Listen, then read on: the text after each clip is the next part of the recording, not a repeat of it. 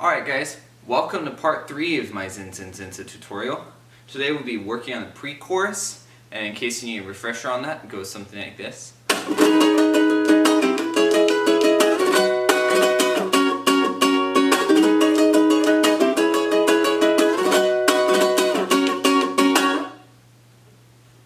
Alright, so in part 2, I explained it with chords first, then I explained the melody, then I explained how to put the two together.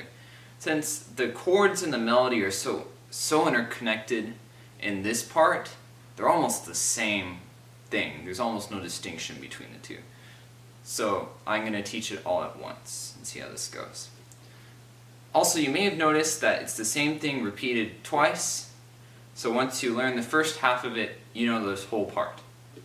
So it starts off in a G sharp minor shape with your first 3 fingers. So it's going to be your second finger on 4th fret on the G string, then first finger on 3rd fret of the C string, and 3rd finger on 4th fret of the E string. And that'll be a chord. And that is also, and that contains the first melody note, since it's so to kind of get that to ring out, I'm doing kind of a sharp hit with my thumb. It's almost kind of like the plink thing from the verse. And then I put my pinky down on 4th fret, then it's shooting up with my index finger. So, and then I move my pinky up to 6th fret quickly, and then I do another shoot up with my index.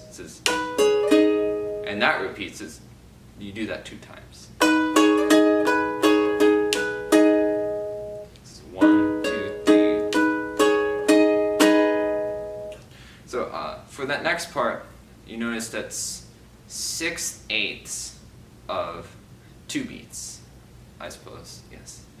So the other 2 hits or strums, you kind of have an option on. You can either kind of just strum it out, or you can do thumb hit, thumb index again. Your choice. I do both. So okay, that's the first part. The next part has the same melody, and actually almost the same fingering the chord. Just this 3rd fret is moved up to 4th fret, so that means you can do a bar, which is nice. So I'm doing actually a 3/4 bar at first across the G, C, and E strings on 4th fret, and again thumb hit, and then index upstroke, and move the bar down to a full bar across 4th when I do that. So 3/4 bar, move down to full bar, up hit with my index, and then I put down my 3rd finger on 6th fret. So it's, again, you do that twice. And once again, you have that option of doing the or doing the strum out, whichever you prefer. And then this next part's a little bit different. I move up to this chord, which is kind of like a F major shape if you think about it.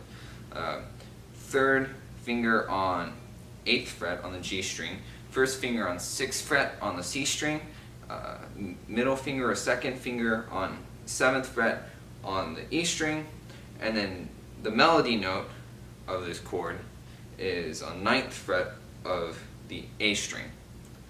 So then you kind of just strum out the rhythm of the melody. So in this case it'll be down, down, down, down, up on this chord.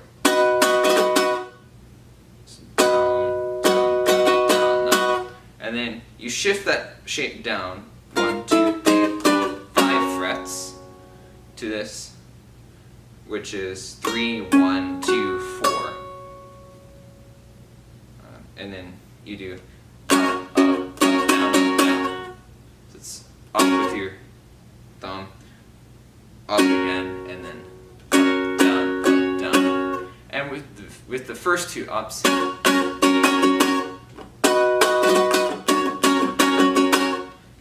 put a little bit of space in there.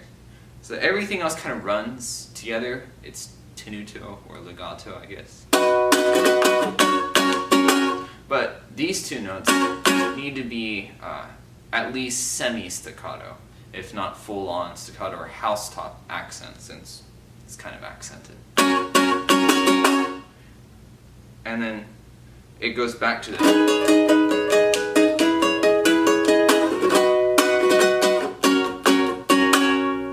And that's your full pre-chorus right there, though there is actually one more part before we get to the chorus. So let's just play through the pre-chorus that we've learned slowly and see how this goes. So, 1, 2, ready, go.